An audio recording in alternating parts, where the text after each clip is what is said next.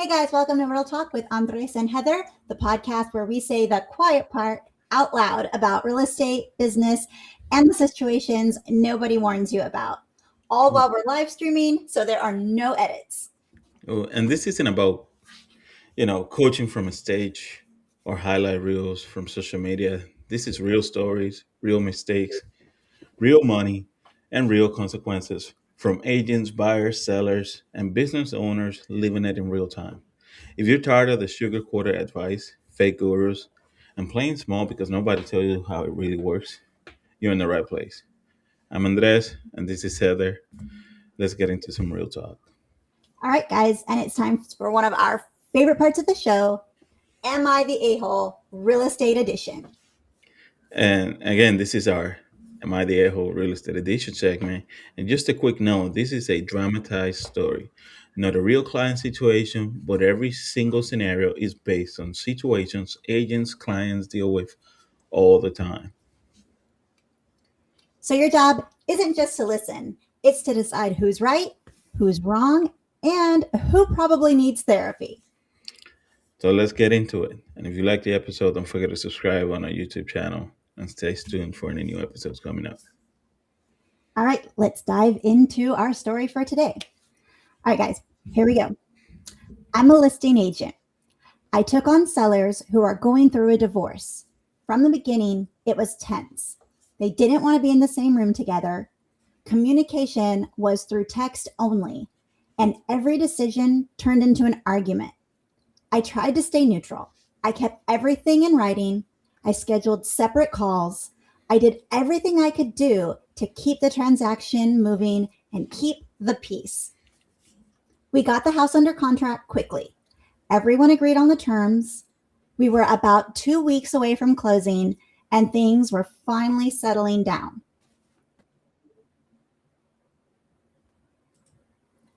Oh, technical difficulty. You're back. We lost Andres, but now he's back. What? Sorry about that. No problem. That's the beauty of being live and live streaming. Sometimes things like that happen. What was the last thing you heard? Did you miss part of the story? I missed when you were going, most of the communication was under text and you were on the contract. Okay, let me back up to that part. Let me find. Okay, so most of the communication. Oh no, the communication was through text only. Every decision turned into an argument. I tried to stay neutral. I kept everything in writing. I scheduled separate calls. I did everything I could do to keep the transaction moving and keep the peace. So I'm gonna pause the story real quick just to say, I know we lost you for a second. You came back now, and everybody who's an agent who's worked with a divorce case knows how difficult those can be. And keeping everything in writing is key. Definitely key. But Definitely. I'm gonna jump back into the story here. We got the house under contract quickly. Everyone agreed on the terms. We were about 2 weeks from closing, and things were finally settling down. Then the emotion part hit. One of the sellers started calling me daily, not about the house, about the divorce, about how unfair everything was, about how they felt the other spouse was winning. Calls turned into long rants, late night texts, voice notes. I tried to be supportive and redirect back to the transaction. Then, 3 days before closing, it escalated. The seller called me crying and said that they didn't want to sell anymore, not because of the deal, but because selling the house meant that the marriage was really over. They asked me to slow things down and find a way to delay closing without telling the other spouse. I explained I couldn't do that. We were under contract. There were legal obligations. So I encouraged them to speak with their attorney. They got upset and said that I was being cold and I only cared about the commission. The next morning, I received a long message saying they felt unsupported, that I wasn't on their side, and that I was treating this like a business deal instead of a life event. After talking with my broker and realizing how emotionally charged everything had become, I made the decision to step back. I told both parties I'd continue to cooperate through closing, but I was formally withdrawing from the relationship after the transaction because I felt boundaries had been crossed and I could no longer be the emotional support person that they seemed to need. The closing happened, the sale went through, but one of the sellers told me I was heartless for checking out emotionally during one of the hardest moments of their life. I feel for them, I really do, but I also felt like I was being pulled into something way beyond my role. So, am I the a hole for setting boundaries and emotionally stepping back at the end? Damn, Heather, that's messed up. And mind you, guys, this is the first time I hear this story. She didn't want to share it with me before we came on live. So, are you the a hole for stepping out and sending out that boundary? How was the relationship before the transaction got started? Did you know them? Did you had any contact with them? And I'm coming from a place of trying to understand the buyers. I mean the sellers' point of view. So they obviously trusted you. They built a great relationship with you, and they looked at you as more than a real estate agent throughout the transaction, which is going to happen in some cases, right? We've mentioned it before. We become therapists. We put multiple hats throughout the process to help buyers and sellers in a transaction. But I see that relationship develop over the course of the transaction. But was there anything prior to that that indicated to them um, that they are somebody to look up to you for that emotional support? Maybe it excelled throughout the transaction, but was there something beforehand, or did you set boundaries from the beginning? Did you allow that door to open from the beginning? Because as you mentioned, initially it was only text, and then they started calling you and feeling more. Did that happen just from one end? How did the other side feel? Did you let them know what was happening on the other end? Like from one, you look like the ass. From the other side, you don't. So it varies, right? It's a difficult situation because you're not trying to intentionally, but sometimes you really have to be intentional about it. there there's a lot of uncertainties and what ifs in this story. And just like you were saying, to your point, what is the relationship of these three people before the transaction? Because if they were all friends before the transaction, that changes the dynamic of if this was just like some people that was an internet lead that you met with and then you're their realtor. And I understand that you always want to develop a relationship with your clients, and some of those relationships can turn into friendships. But I think it really did it really does for me to determine if you're the a-hole depend on, like, if this is, say, one of your great friends, right? This is like a friend couple with you and your spouse, if you're a married agent, and this is like one of your friend couples that you've known for years, and you're kind of like not being there supporting them on the friend side. I can kind of see how they would say you're the a-hole. um but if you don't know them from Adam, they're just some people that you met that you're representing. It changes that dynamic. Does that make sense? It definitely does, because if it were two friend of mine that are going through that transaction, I would not be that real estate agent.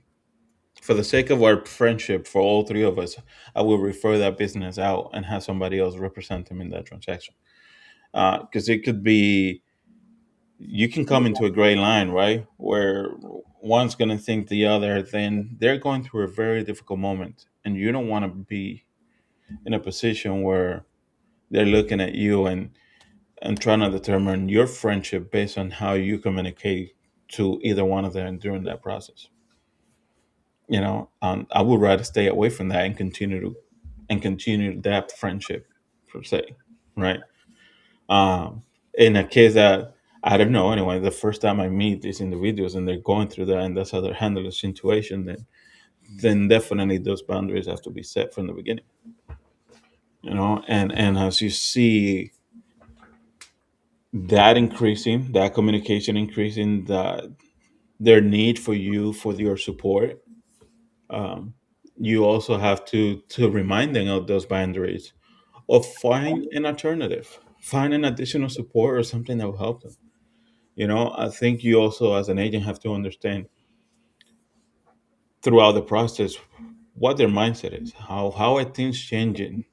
In this case, you mentioned that they started to get more emotional about it. They started to see the transaction as a final step of that relationship being completely done. I think it's a moment where you can sit back and have a conversation with them, and show them what their life is going to look forward like. Do they still want that attachment, or are they ready to move on? If they're not ready to move on, then uh, continue to see what else can you do to allow them to see the next step, the next stage of their life. Mind you, we're not a professional psychiatrist or therapist, but allow them to see that picture a little bit, or find them the resources that will help them in that situation. And we talk about a lot, we've talked about in our past episodes a lot about how you do have to wear the therapist hat a lot in real estate. And it's not just for couples that are going through a divorce. The journey of a buyer and seller is a very, very emotional process. And part of our job that nobody prepares us for is being there to talk them off the ledge and to calm them down when they get cold feet and to explain everything to them and be there. But at some point, there has to be a line. And we, like, you, to your point, we're not licensed therapists, we're not marriage counselors. um and if it gets to a point where, as the agent, you're feeling overwhelmed and you're like, I can't handle this, you got to think about your mental sanity too, and your mental health. You can't just keep taking and taking everything on for somebody for the transaction. I think the agent did the right thing in talking to their broker and deciding to take a step back. They didn't, it doesn't say that they ditched them and were like, deuces, I'm out. They saw the deal through. They did everything that they were supposed to do, and they still got them like the best possible outcome for them in that situation. They just didn't feel supported the way they wanted to feel supported. And then they asked the agent to do something that the agent couldn't do. So there was a little bit of unrealistic expectations there. Yeah, and you may have to be the a-hole, right, in order for them to get the point. Because one thing that is not being considered and mentioned in this case is, as the agents, you're also representing other clients throughout the process on a given month, right? So how do you maintain a balance? How do you maintain sanity to grow from one transaction that's driving you crazy to the next one, and get to that table and be, hey, how you doing? You know, with a clear mindset to be able to articulate what you have to put in on the table on negotiations, and move that transaction forward without the other transaction affecting you. These are all variables that are often not considered, and not expected from our real estate agents, because they think, oh, we're just showing houses. The reality is there's a lot more going on any given day for a real estate agent that you can imagine, because of all the other parties involved, right? So Mm-hmm. it seems that on some scenarios you have no choice but to be the a-hole. You really have to, because you have to protect not just your insanity, but you also have to protect the best interest of everybody else that is relying on you to move a deal forward. You know, and that's really it. Sometimes you're gonna have to. And you have to put those boundaries down. Like when this agent first started getting those late night texts, those voice memos, at that point, a boundary could have been set and said, hey, you can't text me at 11 o'clock, 12 o'clock, 1 o'clock in the morning. You can't call me and leave me a 3-minute voice memo at 2 o'clock in the morning when you're drunk and upset, because that's not how I conduct my business. I have a family too. I'm married. That's not acceptable. And it's okay to put those boundaries. It's okay to tell somebody, no. Exactly, you have to, and people are understanding of that. I think the problem becomes when you allow them to happen, and then they think that it's a normal situation for them to do, a normal routine, part of the transaction for them to do, and it comes with to a point where it's a little bit too much. It really is. And I mean, there's always exceptions to the rules. There's always like, it's an emergency, something happened, but this isn't an emergency. This isn't something happened. This is they're ranting, they're emotional, they're just wanting that emotional support and setting clear boundaries in place. And not only that, it also kind of seems like they didn't in the story the agent was stuck in the middle, not really talking to the other side that wasn't emotionally. They wanted the one side wanted them to keep secrets from the other side. You can't do that as an agent. And it's a very hard line to walk when you're in that situation. I know I've been in a situation and with Tony's been in a situation where it's a divorced couple, intentions are high, and you're having it's hard when you have to have the same phone call twice and you can't just have it together. You have to call the husband and say one thing, and then you have to call the wife and say the same exact thing. Make sure you said the same exact thing because you cannot have those conversations. You can't tell one person one thing and the other person another thing. So keeping everything in writing is really the best bet. But sometimes it does need to be a phone call. Yeah, and like you said, you have to protect everyone's interest in that particular case, right? Not change what you're talking about, what needs to be said from one party to the next. So transparency above all else is key here, and documentation, because uh, at the end of the day, you also don't want that person to come back to you and say, "Hey, you said this, you did this," uh, but nothing was in writing to showcase exactly how everything went down. And it's just you got to protect everyone as best as you can. So yeah, I think this is a good scenario where you definitely have to be there a hole at some point throughout the process. But setting out the boundaries from the get go will, in most cases, prevent from the situation escalating to that point where you have to become the a hole. You really do. And in this story, it seems like, one side thought they were, one side was like completely fine, which, every story has this side, that side, and then the actual truth to a story. But when it comes to being an agent, what is your thoughts on, are you just supposed to be all in emotionally and just be there to support your clients no matter what? Or is it okay to even pull completely out of a transaction and fire clients because you feel like they're relying on you too much emotionally and crossing boundaries after you've already set them? No, I think that's a fair statement. You have to maintain a sanity uh, for your sake and for the sake of all of your clients, because it's not just one client that you're working with. You have multiple other parties relying on you to be there for them. And when one gets to the point where they're consuming too much of your time, too much of your energy, and not allowing you to be 100% for everybody else, you have to put a line in place. And that may be stepping out of that transaction, firing that client, and moving on. Because there's so much more to lose.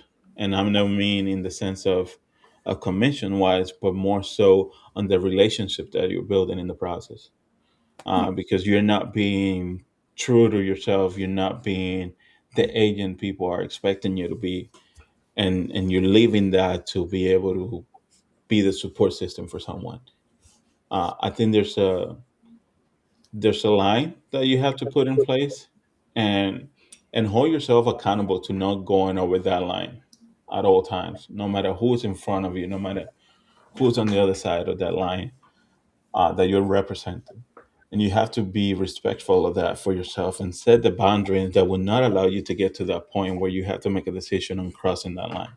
If Mm-hmm. you treat yourself like that and you let your clients know from the get go, I think everyone will be respectful enough to just to understand why you have those boundaries. They'll be respectful of that, and they themselves will look at you in a much bigger role because they see someone in front of them that has respect for themselves and has respect for everyone that they're helping in the transaction. The moment you start crossing that line, it's not just you that's going to cross it, it's everybody that comes that think that they're going to cross it. And then it comes you may go too deep in the hole to ever come back from it, or have the type of business that you want, because everybody may think and know that they can get away with anything they want when they come across working with you, and you don't want that in your business. You No, don't want you don't want to attract that kind of people into your business either. you don't want to set that stage. You don't want to set that standard that, oh yeah, call, text me anytime, any reason.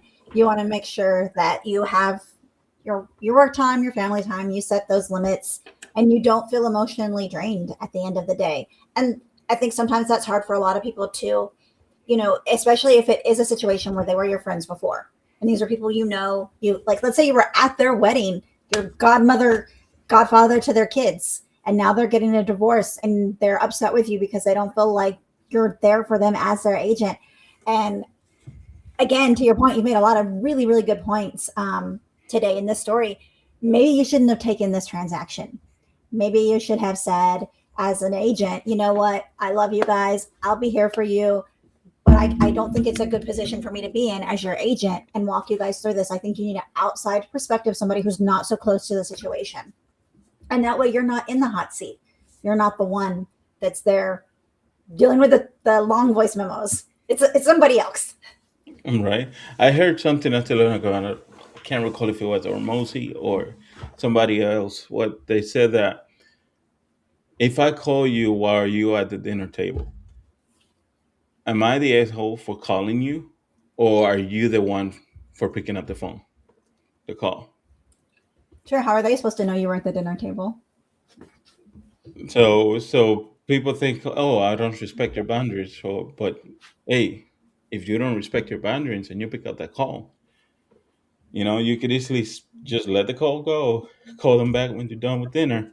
Say, hey, I was at dinner, I didn't pick up.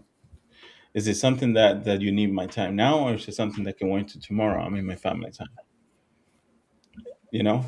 But but again, am I the one, the a hole, for calling you during dinner time, or are you the one for picking up the call and you just interrupt the family time? So these are boundaries that, again, if you don't respect them, how are other people going to know what those boundaries and those lines are, and let alone respect them? To stay true to yourself.